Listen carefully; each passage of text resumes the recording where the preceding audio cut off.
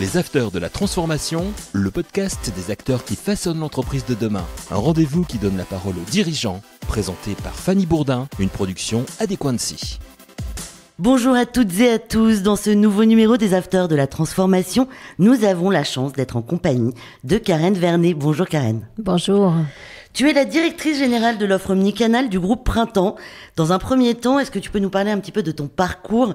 Qu'as-tu fait avant d'arriver au groupe Printemps ? Alors, donc aujourd'hui, effectivement, je suis directrice générale de l'offre, donc omnicanal. Ce qu'on appelle omnicanal, c'est le retail, le digital, printemps.com et l'international. Et mon parcours, alors, il a été, alors, je ne sais pas si on peut le qualifier d'atypique, mais il est équilibré dans le sens où il est composé d'abord d'une phase de 12 ans dans la grande consommation. Donc dans l'alimentaire santé. Donc j'ai eu la chance de pouvoir travailler dans le groupe Danone pendant environ 6 ans et dans l'alimentaire santé. Dans les marques du type Bjorg, Geller-Dozer, etc. Les 6 années d'après. Et ensuite, j'ai intégré le groupe Printemps pour, j'en suis à ma 13e année, donc je les compte plus du coup maintenant.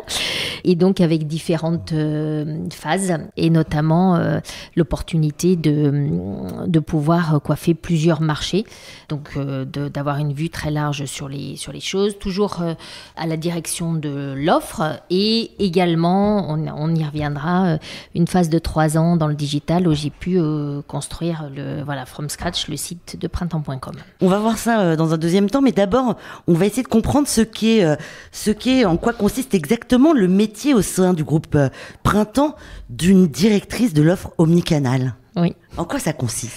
Alors, ça consiste en fait, si on résume notre métier, je dirais en une phrase, ce qui est pas toujours évident, c'est de dire qu'on essaye de maximiser la qualité et la performance de l'offre. Donc la qualité, c'est maximiser en fait la désirabilité de notre offre. Donc pouvoir proposer aux clients les offres, donc les marques, les produits les plus désirables du moment. Et puis maximiser en même temps la profitabilité, la partie quantitative, c'est-à-dire la marge. Donc l'équilibre des deux, c'est ça qui est un petit peu compliqué parfois, parce que on sait que les deux sont pas forcément toujours liés. Est-ce que tu peux nous parler d'une journée type d'une directrice de l'offre omnicanal ? Alors il n'y a pas de journée type. C'est des réunions, il n'y a pas de journée type. Des réunions, tu travailles beaucoup ? Alors forcément, je pense que ça c'est pas en général dans ce genre de fonction, on travaille souvent beaucoup. Alors une journée type, c'est un mélange en fait d'à la fois de évidemment de réunions internes, de phases où on va sur le terrain parce qu'on est très proche aussi des magasins. C'est aussi un moment dans la journée et souvent parfois il y a des journées où il n'y a que des rendez-vous d'ailleurs extérieurs où on reçoit nos partenaires, donc nos marques. À la fois des marques que l'on a au sein du Printemps et à la fois des marques que l'on souhaite intégrer dans notre offre. Donc c'est un métier qui est extrêmement varié parce que on est aussi en prise, et c'est normal, avec toutes les autres fonctions de l'entreprise. On a un rôle qui est très transversal parce que à la fois il faut être très proche de l'amont et à la fois très proche de l'aval. Donc on a des contacts avec la logistique, avec le marketing, avec le digital, gestion du site, etc. Beaucoup de fonctions. Je crois que le Printemps, c'est à peu près 3000 marques. C'est quand même énorme. Oui. Comment on gère justement la relation avec ces différentes marques ? Ça doit être hyper compliqué de gérer tout ça en même temps. On parle de 3000 marques. Après, 3000 marques, c'est vraiment le chiffre global. C'est-à-dire qu'il intègre les marques éphémères. On a un portefeuille de 2000 marques qui sont vraiment permanentes. Et en fait, évidemment, on ne voit pas, parce qu'on peut se dire mécaniquement, alors moi, je ne vois pas dans une année 2000 marques, parce que c'est tout simplement déjà mécaniquement impossible. Mais j'ai la chance d'avoir une équipe d'environ 150 personnes qui est au service aussi justement de ces rencontres. Et du coup, entre nous tous, on a un nombre de rendez-vous et de contacts qui est très important. Oui. Comment se décline justement cette offre omnicanal au printemps aujourd'hui ? Il y a plusieurs types d'offres, donc ce que je disais tout à l'heure, par canal, et à la fois les canaux sont très liés, puisqu'il y a une interdépendance des trois. Donc on a l'offre retail donc, qui est présente dans les magasins, à la fois Printemps Haussmann et les régions. L'offre qui est digitale, donc présente sur printemps.com, même si on a aussi d'autres sites. Vous savez que la particularité du printemps, c'est d'avoir 4 sites e-commerce qui ont chacun leur positionnement et leur cible. Donc on a printemps.com, on a Place des Tendances, on a Made in Design et on a le petit dernier citadium.com. Voilà. Donc c'est vraiment un écosystème d'offres qui permet d'être très pertinent parce que du coup on touche plusieurs types de styles, de clients et de prix. Et on a donc la dernière partie qui est l'international. Et en fait, c'est un système un petit peu de poupée russe, c'est-à-dire qu'on a un format, le format le plus grand, bien sûr, c'est Printemps Haussmann. C'est notre navire amiral, c'est dans ce magasin parce qu'il fait quand même 45 000 m², donc il y a un nombre de marques très importantes. Et c'est là où on a la représentativité la plus importante de notre largeur de gamme. C'est-à-dire qu'on va vraiment d'une accessibilité qui est très forte, puisqu'on peut vendre des produits. On a aussi au printemps des produits à 5-8 euros. Toujours, on l'espère, avec beaucoup de style et d'élégance. Mais, à la fois donc de l'accessibilité et jusqu'à l'hyperluxe. Et à des produits exclusifs qui sont complètement inédits. Donc en fait, on couvre à la fois une largeur de gamme, une largeur de style très importante. Une fois qu'on part de ce format d'offre qui est très large, on en choisit parfois certains pans qui vont se décliner sur des formats qui sont plus petits. Mais comment on les choisit justement ? Pourquoi l'un plus que l'autre ? Alors, on tient compte vraiment du format, c'est-à-dire est-ce que c'est un plus petit magasin en région retail, donc physique, ou c'est un site internet, ce qui est pas la même chose, ce qui n'est pas du tout la même chose. Il n'aura pas les mêmes clients. Dans un retail physique en région, il y a une histoire aussi de géomarketing, c'est-à-dire qu'on adapte l'offre à la région. Donc, quand vous êtes c'est tout simple, c'est logique, mais quand vous êtes à Marseille ou à Lille, vous vendez pas la même chose, ou en tout cas vous vendez peut-être un tronc commun, mais il y a beaucoup de spécificités. Donc là, il faut les déceler, et ça, il y a à la fois beaucoup de bon sens, mais aussi une connaissance fine des régions à avoir. Et quand on est sur la partie digitale, certains produits se vendent très bien en digital, d'autres moins. Et là, il faut adapter en fait l'offre à la fois par la nature du produit, par le style, par le niveau de prix, à ce format-là, et également à la concurrence auquel ce format fait face. Site internet n'a pas forcément toujours les mêmes concurrents qu'un magasin aussi gros soit-il.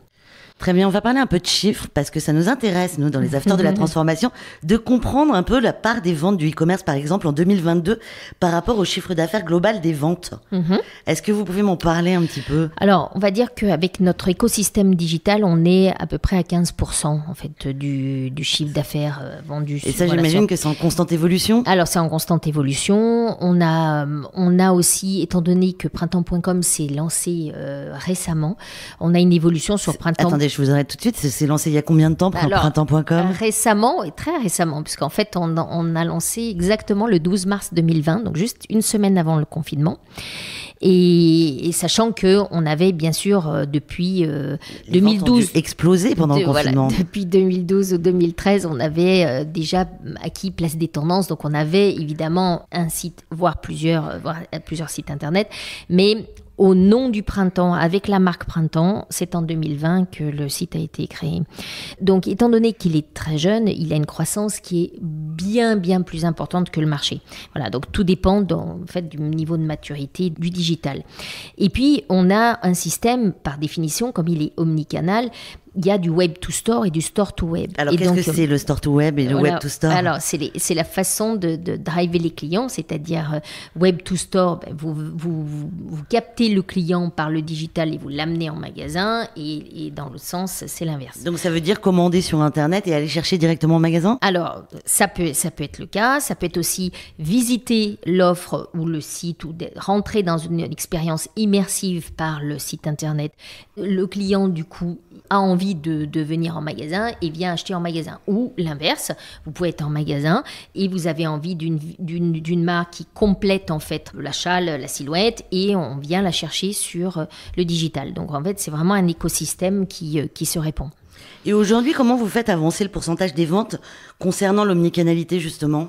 On le fait avancer justement par ce double mouvement. Oui. C'est-à-dire que plus on recrute de clients sur Internet, plus il a la capacité potentiellement d'aller en magasin, et vice-versa. C'est-à-dire qu'on augmente aussi la visibilité, la désirabilité du site via une présence physique du site par des QR codes, de la communication qui en fait se trouve en magasin et qui drive directement le client sur le site. Est-ce que vous avez une stratégie précise afin que, par exemple, les paniers moyens des acheteuses soient en augmentation? Ça, c'est le métier de tous les retailers, c'est effectivement d'augmenter ce qu'on appelle le nombre d'articles par ticket.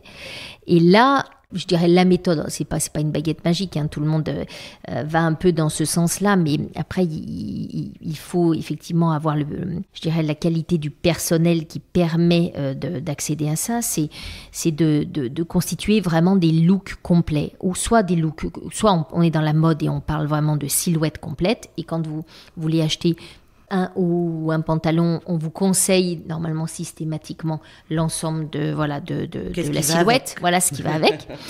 Et si vous êtes dans un autre métier, ça peut être la maison par exemple, ça peut être la beauté, ça peut être d'autres métiers que nous proposons au printemps. Vous avez également un conseil qui permet d'augmenter le nombre d'articles. Ça c'est ce qui est mis en place pour que le site soit plus performant en interne. Comment vous faites pour qu'on clique, pour qu'on achète? Chacun a ses petites recettes. J'imagine. Donc on va pas tout dévoiler non plus. Des petits secrets. Mais vraiment, je resterai là-dessus. C'est le fait de proposer et d'être vraiment acteur en fait de notre proposition de valeur, de proposer une silhouette qui est attirante. Quelque part, ça vous donne envie. Je dirais c'est un petit peu la base. Et encore une fois, là, on parle de mode, mais ça peut être la même chose dans de la déco. Donc, l'idée d'être vraiment propositif, de ne pas attendre que l'on réponde seulement à un besoin. En fait, nous ne sommes pas là pour répondre uniquement à des besoins. On est là pour devancer, pour anticiper, pour donner des idées, pour faire découvrir, pour vraiment, rendre la vie des clients plus belle. Il y a une vraie transformation au printemps aujourd'hui. Comment vous l'appréhendez ? En fait, on a plusieurs types de projets qui actionnent cette transformation. Si je replace en fait la transformation du printemps dans une échelle de temps qui est plus longue, il a toujours appartenu à l'ADN du printemps d'être vraiment précurseur et de constamment se transformer.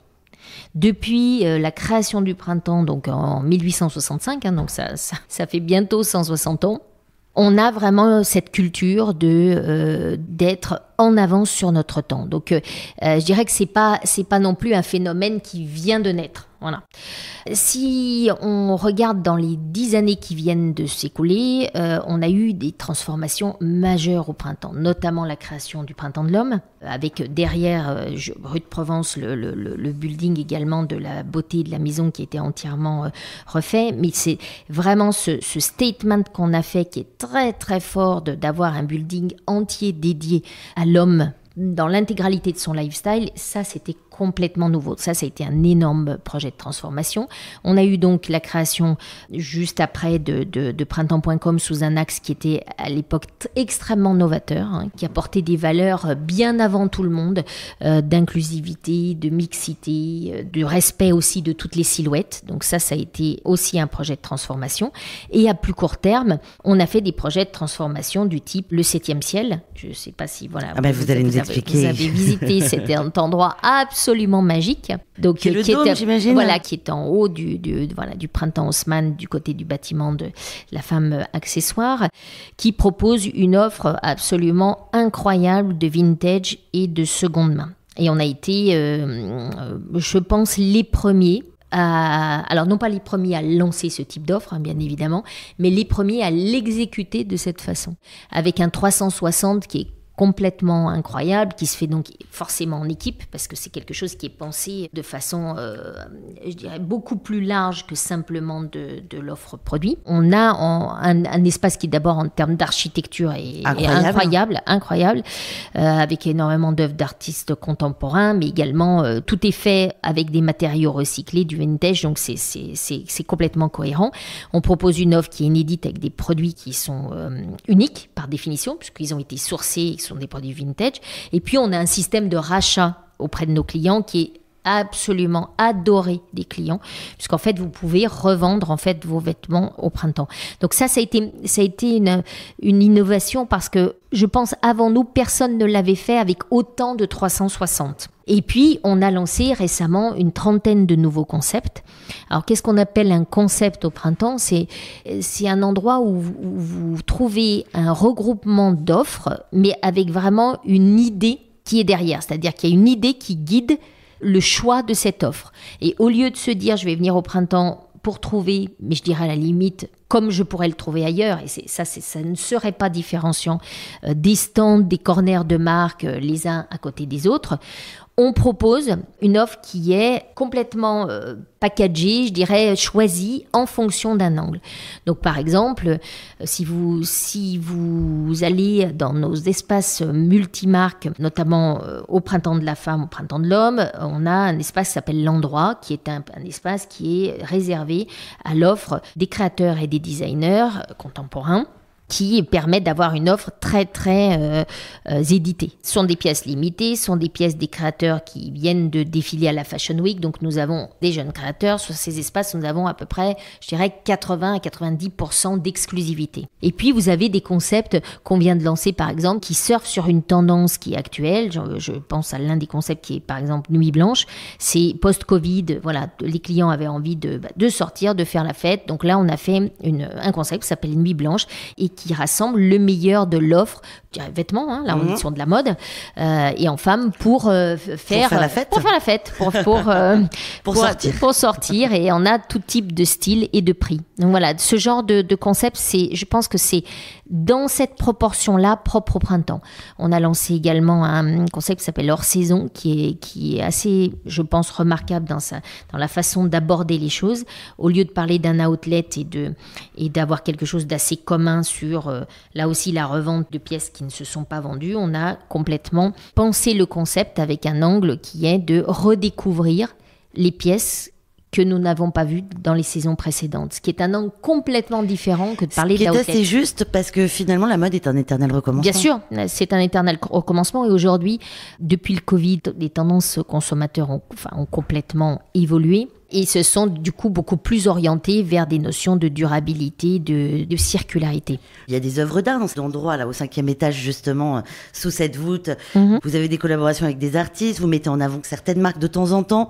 Ça fonctionne aussi comme ça ? Oui, bien sûr. Le printemps, là aussi, dans son ADN, a toujours été lié à des artistes contemporains.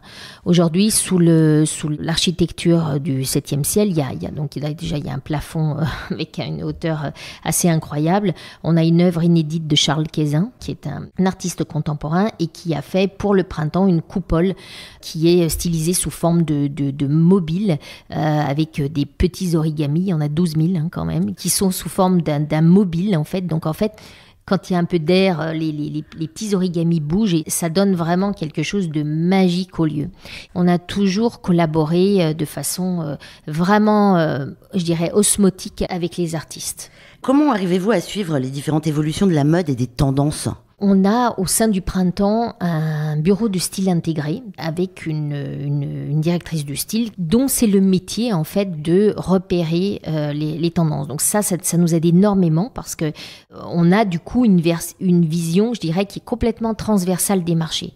On va s'intéresser à la fois au marché mode mais également à tous les marchés lifestyle et en dehors de ceux qu'on traite, on s'intéresse aussi justement à l'alimentaire et à d'autres marchés qui n'ont absolument rien à voir avec l'activité propre du printemps. L'activité où vraiment on vend les produits qu'on a aujourd'hui en magasin. Donc cette, je dirais, ouverture d'esprit nous permet aussi de faire des recoupements, de capter les tendances. Et puis bien sûr, on a des cahiers de tendances, mais ça je dirais c'est comme tout le monde. C'est pas là-dessus qu'on va faire la différence. C'est vraiment dans notre capacité à regarder le monde.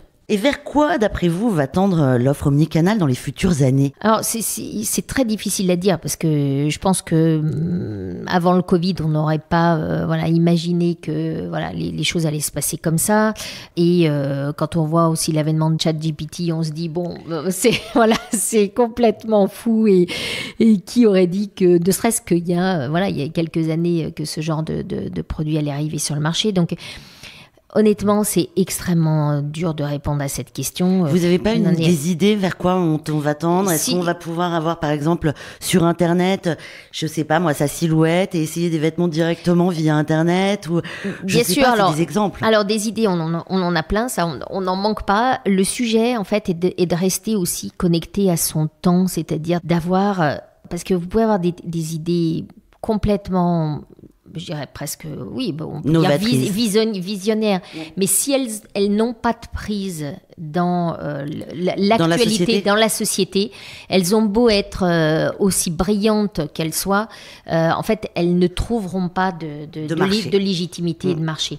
Donc, c'est toujours le sujet qui a été moult fois traité, de l'innovation. L'innovation, elle n'est pertinente que quand elle tombe exactement au bon moment, avec et au bon endroit. Et au bon endroit. Et oui, voilà. Évidemment. Encore une petite question. Dans l'offre globale du printemps, qu'est-ce qui est mis en place pour l'écologie et l'environnement de manière durable ? Là aussi, dans la politique RSE du printemps a commencé depuis de nombreuses années, sans qu'on attende le côté très on va dire, mode de ce sujet. Et depuis très longtemps, on a fait des efforts absolument colossaux dans les magasins, dans le tri des déchets, dans le fait de réduire les dépenses d'électricité, dans le fait aussi d'aider des associations. Nous soutenons et nous avons été présents dès la création de l'association Rose qui aide les femmes notamment à garder une très belle apparence quand elles sont atteintes du cancer. Et c'est vrai que nous avons soutenu de façon massive ces associations avec notamment un dîner par an caritatif, avec du micro-don, donc en fait beaucoup d'inclusion. Beaucoup d'inclusion et on s'exprime sur cette dimension RSE donc de multiples façons, à la fois par le terrain, à la fois par je dirais le mécénat et à la fois par le label qu'on a créé. On a créé un label uni vers le beau responsable qui en fait classifie un petit peu les marques que l'on souhaite vendre et qui du coup correspondent à des critères que nous avons établis et on a fait participer bien sûr un jury qui a choisi ces marques. On a commencé avec très peu de marques. Aujourd'hui, il y a à peu près 500 marques qui sont labellisées. Bien sûr, c'est une tendance de fond qu'on continue à il me reste une petite question. Vous avez une marque avec le printemps, la marque Printemps que tout le monde connaît, je pense, aujourd'hui. Qu'est-ce que vous faites des invendus ? Alors, les invendus, il y a plusieurs, là aussi, il y a plusieurs solutions. Il y a le fait de les donner, tout simplement. On fait des dons à certaines associations. On les recycle, c'est-à-dire qu'on a fait appel à une créatrice. Depuis 2 ou 3 ans, on travaille avec cette personne qui customise, en fait, qui prend nos pièces d'invendus et qui en recrée d'autres vêtements. Donc, et on arrive à faire des pièces qui sont assez extraordinaires avec des choses découpées, des costumes d'hommes qui deviennent en fait des vestes de femmes, des chemises qui sont customisées. Mais c'est sans doute la mode de demain. Voilà, c'est la mode de demain. Oui, déjà d'aujourd'hui. Et aussi, donc on a cet espace hors saison dans lequel on peut vendre tout type en fait de produits qui ne sont pas de la saison actuelle. On arrive au bout de cet entretien, Karen. Déjà, un grand merci pour cet échange fructueux. Merci parce qu'on a compris plein de choses. Merci à vous. Je rappelle que tu es la directrice de l'offre omnicanal du groupe Printemps. À toutes et tous, je vous remercie également de nous suivre chaque semaine. Retrouvez les autres épisodes sur la chaîne des Afters de la Transformation. À la semaine prochaine. Les Afters de la Transformation, une émission à écouter et à télécharger sur adequancy.com et toutes les plateformes de podcast.